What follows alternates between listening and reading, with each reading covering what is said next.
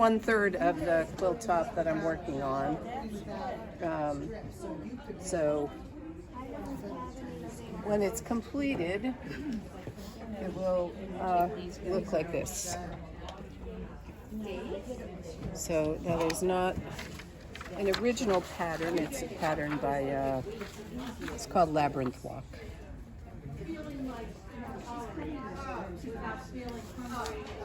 So that's what I'm working on.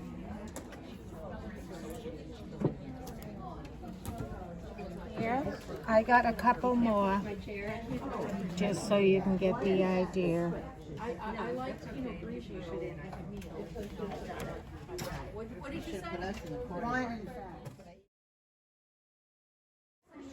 Right there. And these are the different wedges that I'm making. So I'm making these two right now. So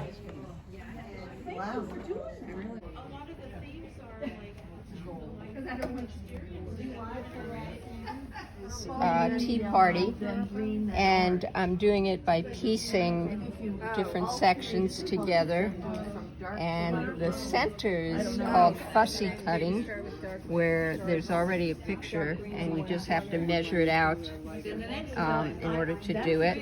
And I'll be putting it together to make a quilt that looks like this.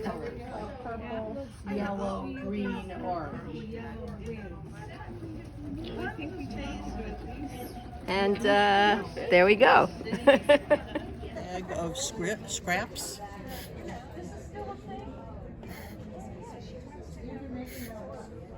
And with those scraps, I don't want to throw them away because it's very good fabric. So what I'm doing is I'm literally cutting up the fabric and making the houses to make a huge quilt, 75 by 75. And that's what that's all about. It's called an illusion quilt. This is for my grandson. It's all Irish fabric, or Irish, not Irish fabric as much as Irish representation fabric. And what it is going to be 8 blocks across, 10 blocks down. And it's, the reason it's called an illusion quilt is because the main block looks like it's jumping off the fabric when it's all put together. It's all different Irish fabrics, you know? So, and there's, I think, oh yeah, there's 80 blocks on this quilt. And that's what they look like.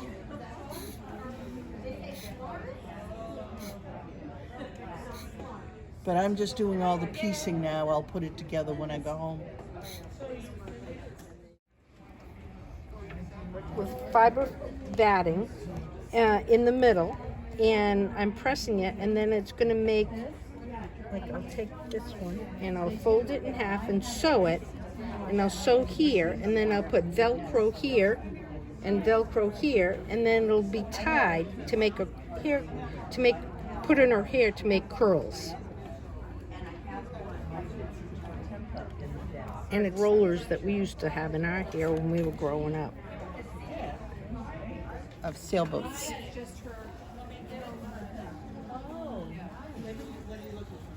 Okay, and so I've been cutting up all the different pieces. They have all sorts of different designs and how much to cut it up, and so I'm trying to get it all. And now I'm starting to put all the pieces together. Like this will be a sail, this will be a sailboat, and then I put a strip on the other end. So it's going to take a while. I'm using this book,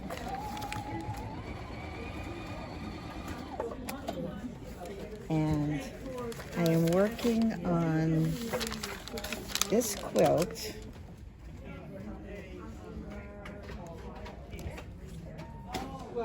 And when I do it, I make myself a pattern so I remember what colors are going where, because they're not the same as this. So this is my map, so to speak. Mm-hmm. And I have 3 of the squares done, top 3. Mm-hmm. almost 3 of the next few, and then I'll do the 3 on the bottom, and then I'll put the next set of fabric in, which will go between them. And it's very tiny, and it's going to take me much longer than I thought it was, but I'm going to finish it someday. Hi there. This is a double Irish chain, so it repeats, and then it has the effect of being long. No, that's good that I did this. So this is the double Irish chain, and you can see that the pattern keeps going down, and that's what it's called. Cheers. Okay, this is my applique picture of a great blue heron. sewed a king-size quilt and sewed a strip room and picked it up by hand.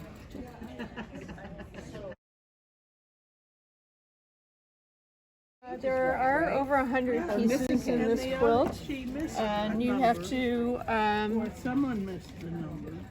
put each piece on some fusible web so that you can iron it on to the correct position. You put each piece in the right position, then iron it all on. And after it's all fused onto the background, then you stitch around the raw edge of each piece, both in the bird and in the water. And we get it in the And then I did a meandering free motion stitch all around the background area. You must have requested that. Put the binding on. Both the beak and the tail are both have stiffeners in them, and they stick over the side of the quilt. I printed out and That's about it. Is that okay?